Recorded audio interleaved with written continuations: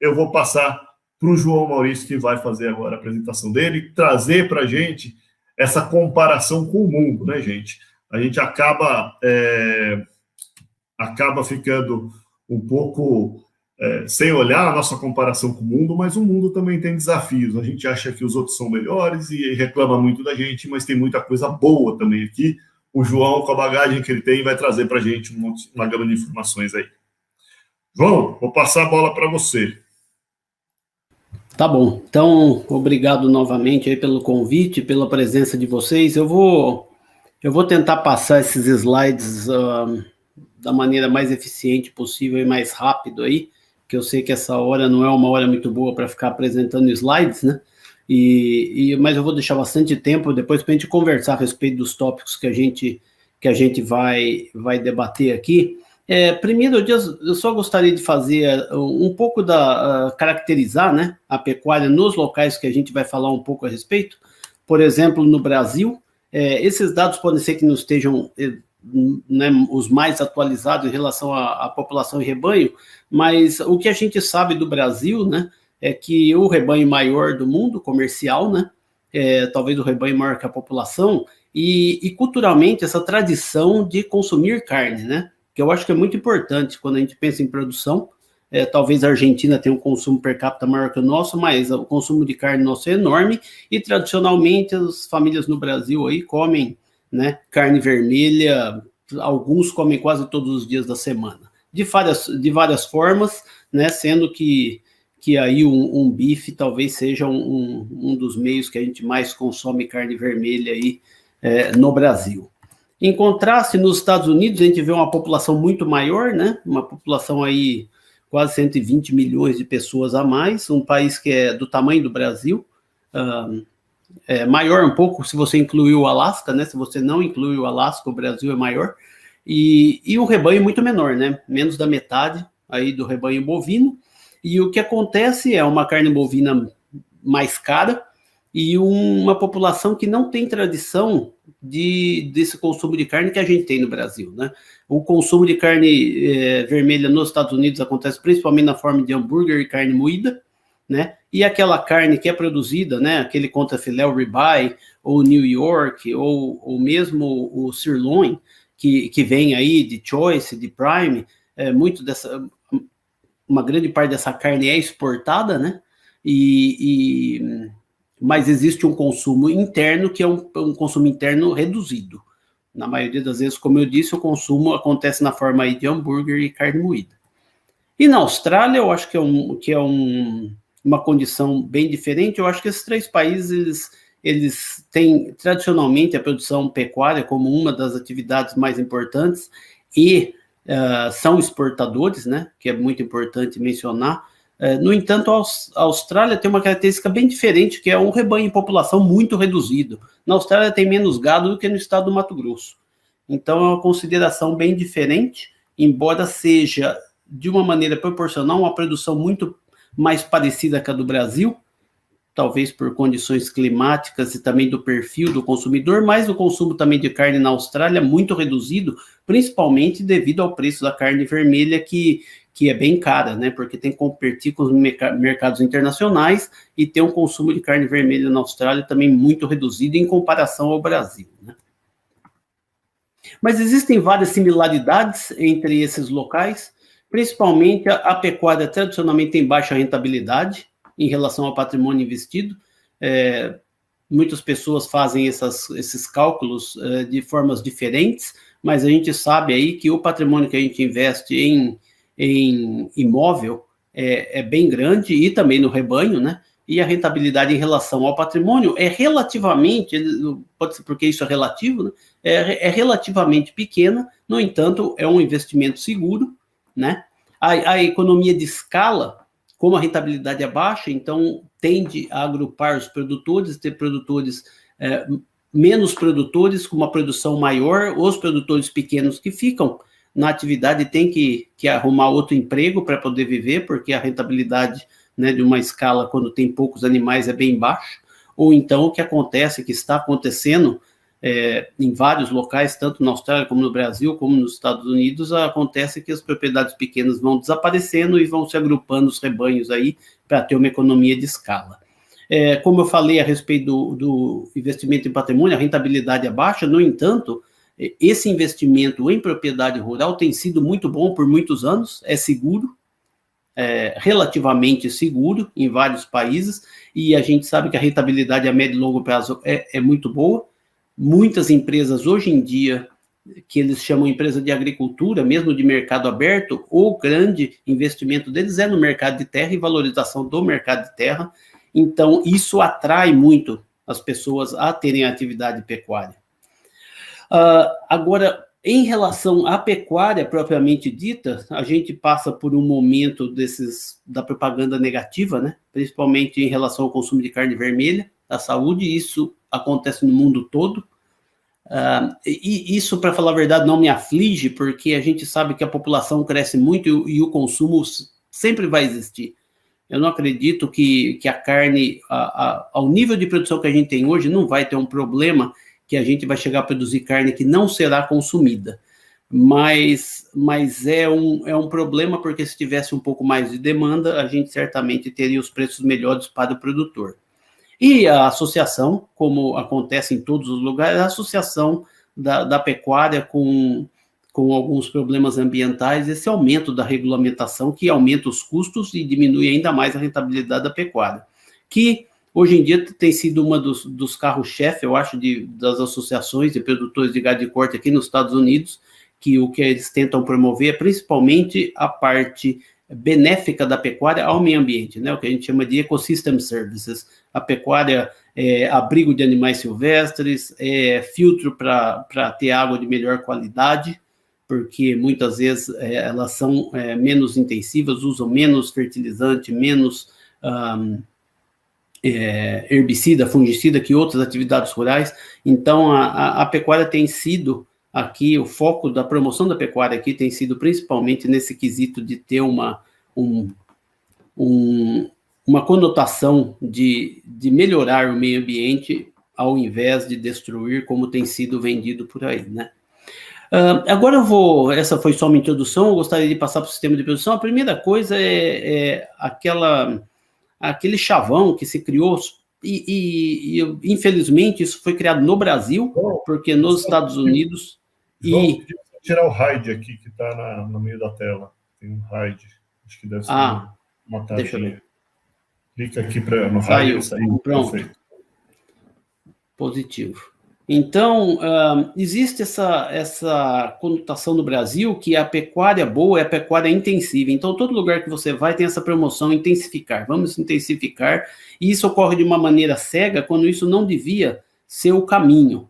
A intensificação da pecuária, na verdade, é uma consequência, se for uma consequência, de aplicação de técnicas de manejo que vão melhorar a eficiência da pecuária, né?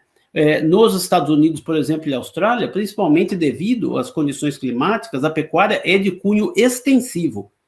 Ela, por exemplo, na região oeste dos Estados Unidos, que tem uma eficiência enorme, taxas de desmame aí de 92%, 95% em cria, você vai ver aí que a taxa de lotação é mais ou menos uma vaca para cada 30 hectares em alguns lugares, principalmente por causa das condições climáticas, né? E na Austrália a mesma coisa. Na Austrália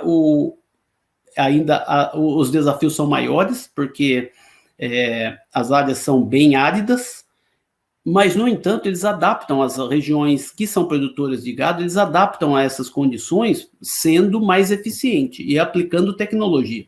Então, eu gostaria de deixar claro, nesses países não existe intensificação, isso não é um tópico em discussão, porque todo mundo sabe que isso é uma consequência do uso de técnicas.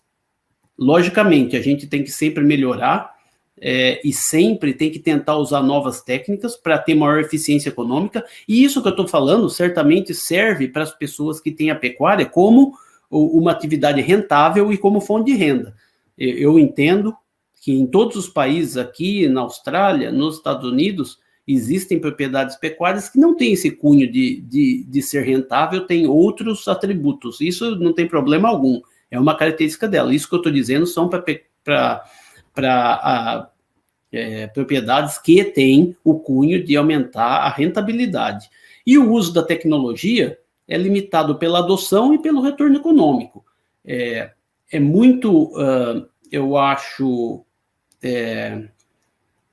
achar hoje em dia, por exemplo, que o produtor rural não aduba o seu pasto porque ele acha que o adubo nitrogenado não vai aumentar a produção. Isso não existe mais, eu acho que é muito difícil. Todo mundo sabe que se você adubar, você vai produzir mais. Todo mundo sabe que se você suplementar mais, o seu animal vai estar em melhor condição corporal. Isso é fato. Acontece que em cada sistema de produção, cada administrador tem que usar a tecnologia de uma maneira que seja rentável para aquela região.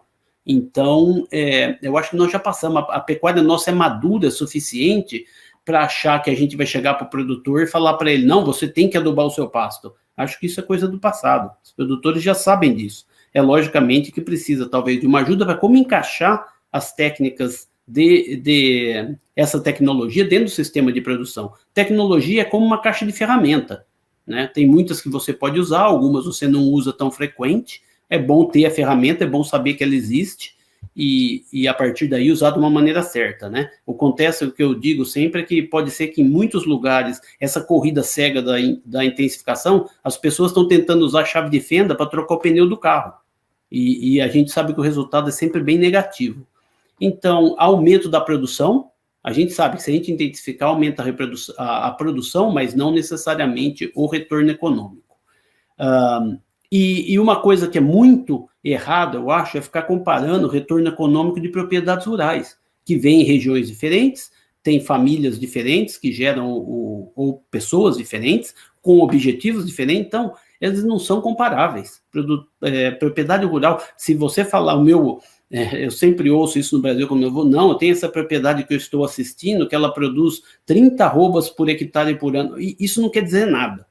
Certo? Isso não quer dizer absolutamente nada. A pessoa pode estar produzindo bastante e está tendo prejuízo, e esse 30 é maior do que 10, não quer dizer que essa pessoa é mais rentável do que a outra de 10. Mesmo porque pode ser que essa que produz 10, por cada condição ambiental, nem possa produzir mais. Então, o que a gente sempre fala é que em fazendas grandes, né, a gente faz trabalho aqui em fazendas que tem vários retiros, o retido A não tem que ser mais rentável que o retido B. Ele só tem que ser mais rentável do que ele era 5 anos atrás. E ter um plano, né, para ter um progresso nessa rentabilidade usando tecnologia no decorrer do tempo, né? O que você não pode é ficar sempre fazendo a mesma coisa e esperar que o resultado será diferente, né? Eu acho que um dos exemplos que a gente tem que seguir dos australianos, principalmente, é porque eles têm uma pecuária numa região bem inóspita, que principalmente eles já têm a pecuária em regiões que têm baixa pluviometria e ainda nessas regiões as condições climáticas são instáveis. Então pode ser que eles falam que chove aí 300, 400 milímetros por ano, mas tem ano que não chove nada. Essa foto que eu tirei aqui à esquerda, em Queensland, na Austrália, essa é capim de Rhodes, isso, e plantado com leucena. Essa foto foi tirada na época das águas. Então, é a época que era para estar chovendo. Então, o que a gente aprendeu com os australianos é que eles sempre têm um plano para essas condições adversas em relação ao rebanho. Por exemplo, eles dividem o rebanho em vacas mais maduras, as vacas de idade média, as vacas novas, e eles sabem que se por acaso as condições climáticas começarem a desafiar eles, o que eles fazem, eles já têm um plano de começar a vender o rebanho pelos animais menos produtivos, por alguma categoria animal, então eles sempre têm um plano para tentar enfrentar essas condições climáticas. E isso falta muito na pecuária, né? Esses são aqui alguns mapas só de exemplos, né, de intensidade de secas aí em locais diferentes do ano, num certo ano aí na Austrália e no Brasil, e vem sempre essa pergunta, né? Nós teremos seca em 2022? Lógico que teremos. A gente só não sabe quão ruim será, quanto tempo durará. Mas a gente está sempre, quando chega em julho, a gente olha para o nosso vizinho e fala, nossa, mas está seco, não? E vai estar seco, a gente sabe que está seco. A única coisa que a gente tem é qual é o nosso plano. Se por acaso essa seca se estender além do que é o normal nosso, do que a gente tem preparado. Qual é o plano nosso? Então, talvez essa seja um legado dos australianos que a gente tem que aprender muito com isso. Porque a gente como produtor de gado e corte, nós estamos à mercê do clima.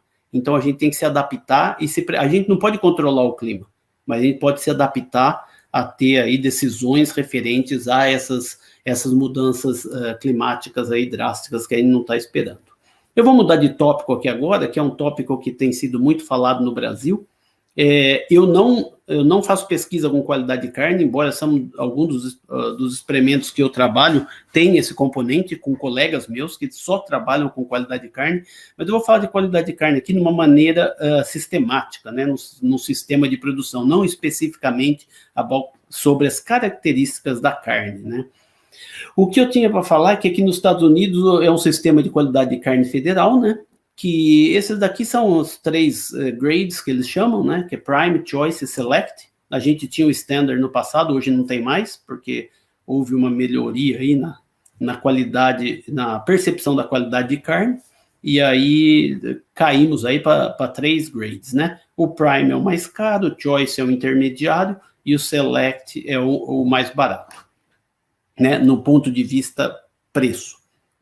Não quer dizer que os produtores ganham mais devido a isso, porque muitas vezes os animais entram num sistema que eles vendem o peso vivo, aí né, vendem no gancho, ou o produtor não participa das ofertas de aumento de preço na classificação, né? Então, e tem muitas vezes que o que eles chamam de spread, né, do choice para o select é muito pequeno, porque não está precisando de choice no mercado. Então, é um alvo em movimento, né? Tentar capitalizar dessa melhoria aí, segundo eles, na qualidade de carne, né? Mas uma coisa que se fala muito no Brasil é qualidade, criou-se essa percepção, qualidade de carne agora nós temos que ter qualidade de carne, né? Mas uma coisa que tem que focar muito é que quantidade de carne é o mais importante, né? E a qualidade da carne que você produz tem que ser de acordo com a demanda do mercado, certo? No momento, eu vejo muitas pessoas no Brasil querendo atingir qualidade de carne americana sem ser remunerado por isso e sem ter um mercado para aquilo. Então, pode ser que até os frigoríficos estejam capitalizando disso, mas isso não é retornado ao produtor, né? Principalmente porque, né, o uso de raças erradas ou terminação de uma forma errada, cara, isso faz com que ele produza um boi caro, né, e não tenha um mercado preparado para receber. Embora eles falam que aqui no sistema é um sistema de premiação aqui nos Estados Unidos, na verdade, essa qualificação da carcaça aqui sempre foi visto por produtor como um processo de descontar com critério. Então, eles aumentam a barra para um ponto aí, o que é choice é bom, de choice para cima, e para baixo, na verdade, isso é descontado. Muitas vezes por uma carne que tem uma qualidade ótima, que no mercado ela vai ter um preço ótimo também.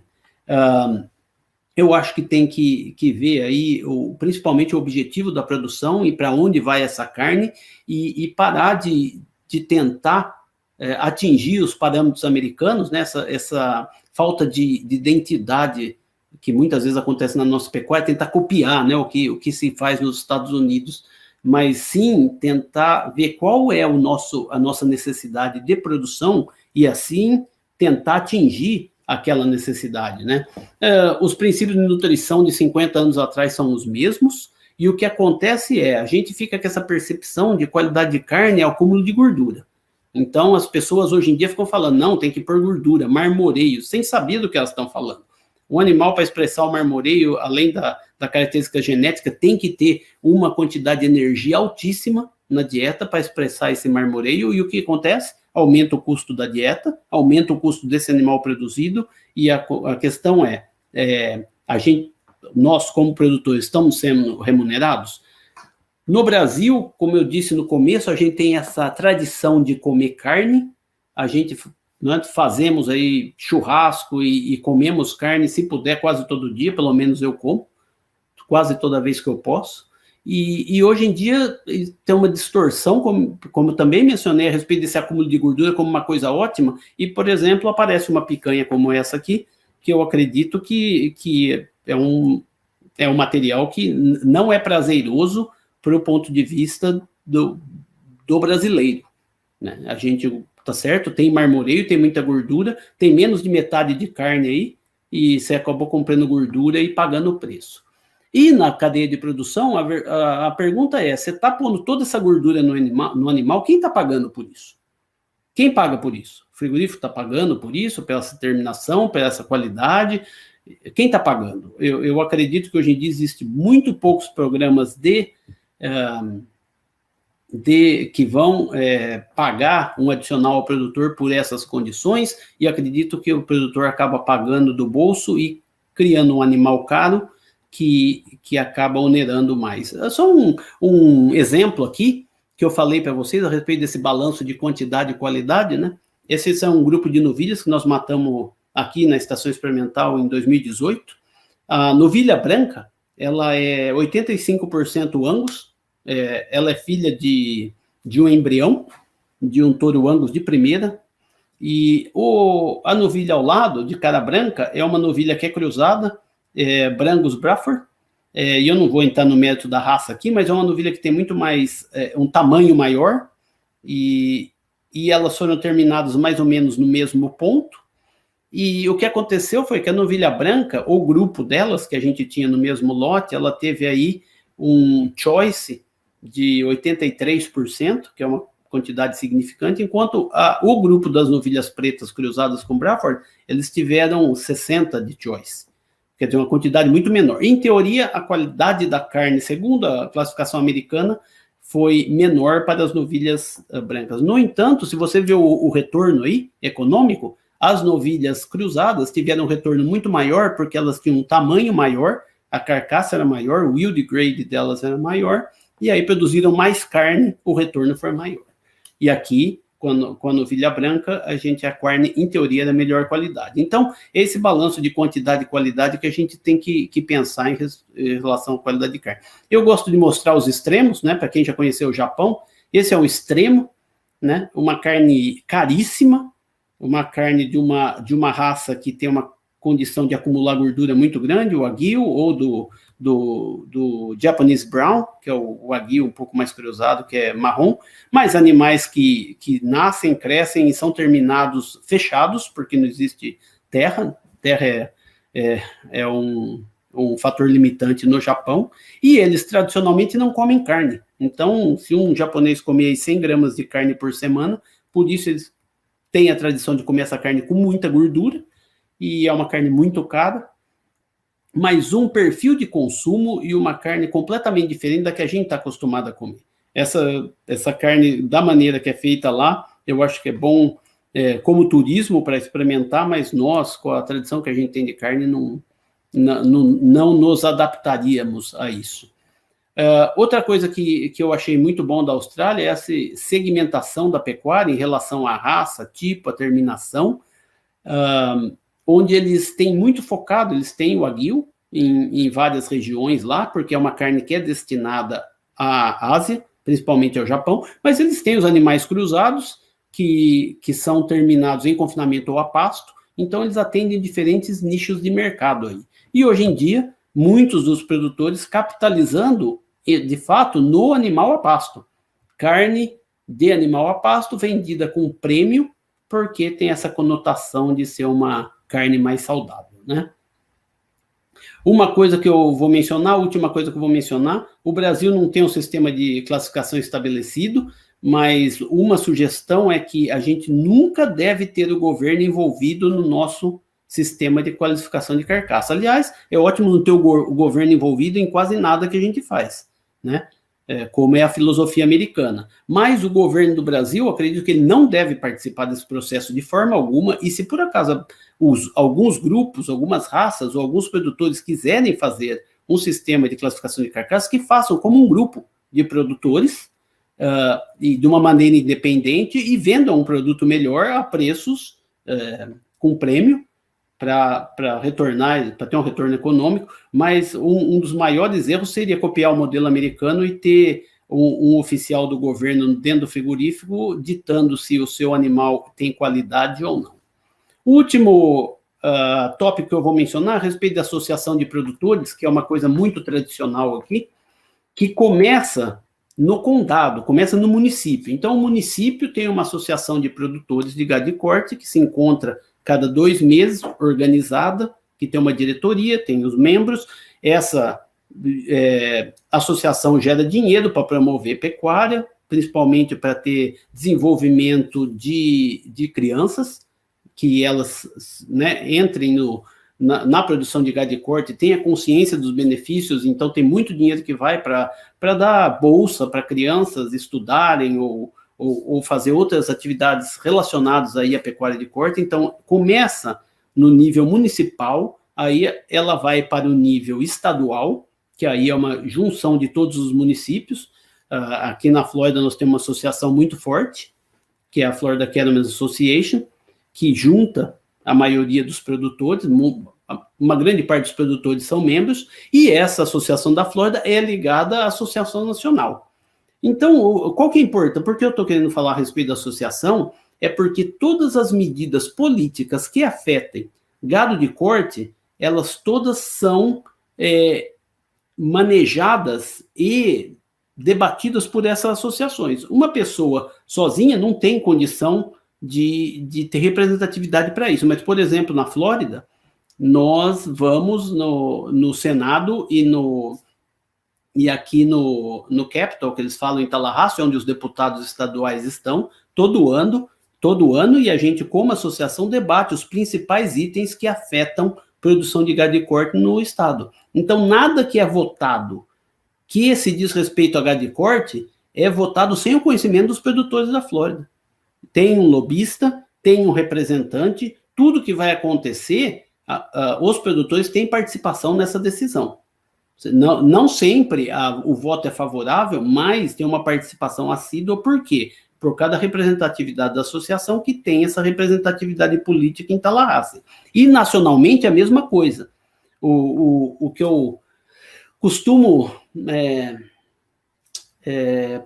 traçar um paralelo, principalmente com problemas ambientais, né, que são ligados à pecuária de corte no Brasil, por exemplo, a área de preservação permanente, né, esse tipo de leis que não que elas não devem ser estabelecidas. Eu não estou contestando a lei, mas o que eu estou contestando é da maneira que essa lei é imposta ao produtor, porque o produtor não tem nenhuma participação nisso. Um dia você acorda, mudaram a lei da preservação permanente, e aí afeta a sua decisões que você tem na sua propriedade, afeta os seus investimentos, o retorno financeiro. Então, né, se os produtores tivessem participação, vocês teriam, pode ser que no Brasil teria uma representação muito melhor e preparasse a cadeia para isso.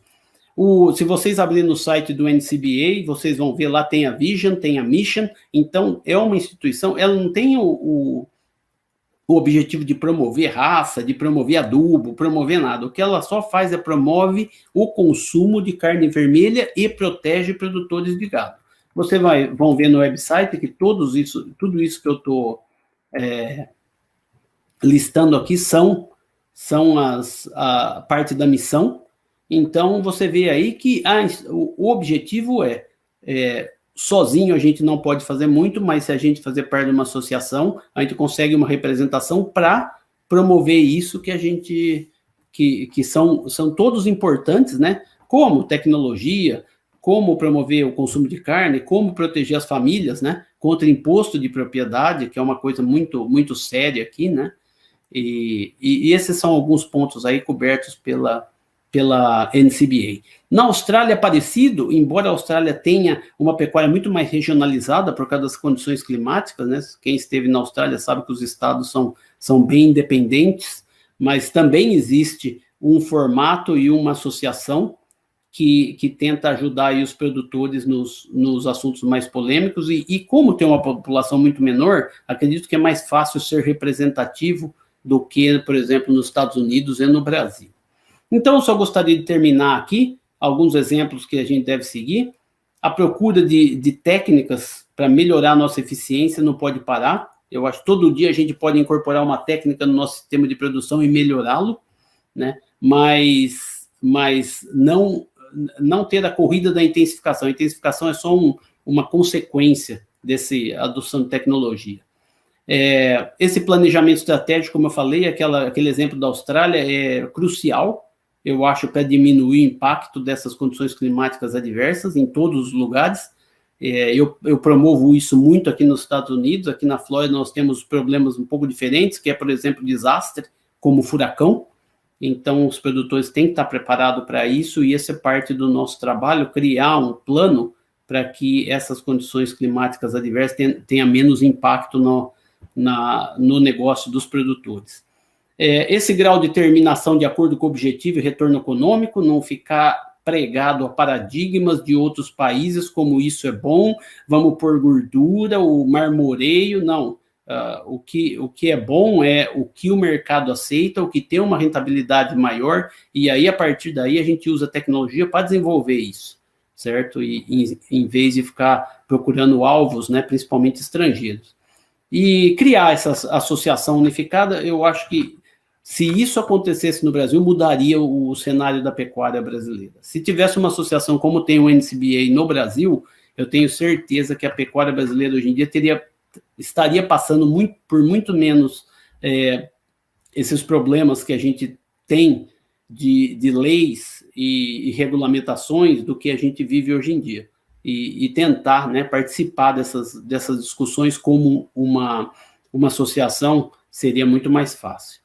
Umas coisas que a gente não deve fazer eu acho que esse sistema de terminação de animais, como eu falei, no Brasil nós temos a pasto e confinamento, na Austrália a mesma coisa, os Estados Unidos hoje em dia só termina animais em confinamento, eles são completamente dependentes de commodities, né? Eles dependem de milho para terminar um animal, e isso cria vulnerabilidade no sistema.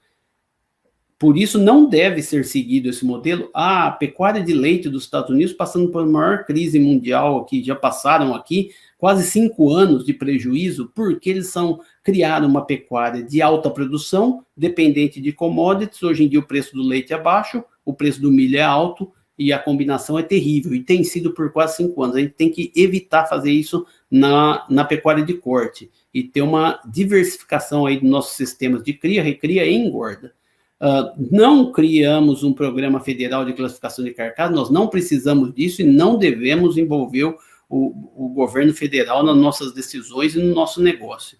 E essa falta de representatividade política é alguma coisa que a gente não pode continuar, né? Nós temos que criar uma associação e começar com passos, depois a gente começa um trote, depois a gente vai para o galope e depois a gente corre, mas tem que começar, tem que ter um bom começo aí, criando em estados que tem pecuária como os principais meios de produção, e a gente vê muito isso no Brasil, já a associação de produtores, de sindicato rural, de algumas regiões, são muito fortes. Então, pegar esse gancho e tentar focar um pouco em aproveitar essa oportunidade que tem essa associação para defender aí os interesses da pecuária. Eu gostaria de agradecer pela atenção, eu retorno para o Alberto, e aí nós vamos dar continuidade aí ao nosso encontro. Obrigado.